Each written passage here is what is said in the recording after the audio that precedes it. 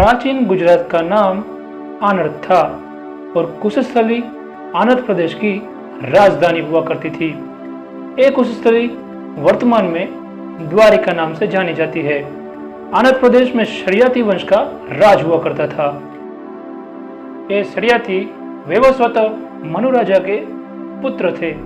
राजा शरियाती के पुत्र आनर्त के नाम से यह प्रदेश को आनर्त कहा जाता था। राजा शरियाती की पुत्री एवं राजा आनर्त की बहन सुकन्या का विवाह भृगुकुल के च्यवन ऋषि के साथ हुआ था। ऋषि दधीची च्यवन ऋषि के पुत्र थे। कुछ विद्वानों का मत है कि पौराणिक ऋषि दधीची का आश्रम वर्तमान अहमदाबाद के पास साबर नदी के किनारे स्थित था। ऋषि दधीची के ही हड्डियों से बने व्रज से इंद्रदेव ने वृत्रासुर नाम के राक्षस का संहार किया था। राजा आनर्त के पुत्र रेवत के नाम पर से गिरनार पर्वत को रेवतक नाम मिला था। रेवत के पुत्र काकुदमी शरियाती वंश के अंतिम राजा थे। उसकी पुत्री रेवती का विवाह मथुरा के यादव राजा बलराम जी से हुआ था। शरियत वंश के बाद श्री कृष्ण अपने परिवार और यादव वंश की रक्षा हेतु मथुरा छोड़कर सौराष्ट्र में स्थलांतर करते हैं और कुशस्थली का पुनर्निर्माण कर उसे एक नया नाम द्वारवती देते हैं, जो हाल द्वारका नाम से जाना जाता है।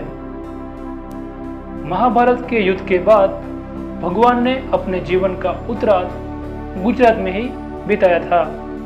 एक बार श्री कृष्ण भारका नाम के स्थल पे ध्यान मग्न मुद्रा में लेटे हुए थे। तभी जरा नाम के एक शिकारी को कुछ झाड़ियों में चमकता हुआ नजर आया।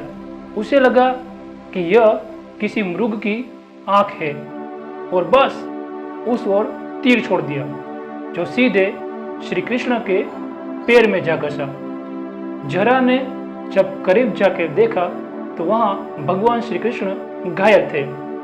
यह देखकर वह भगवान से माफी मांगने लगा।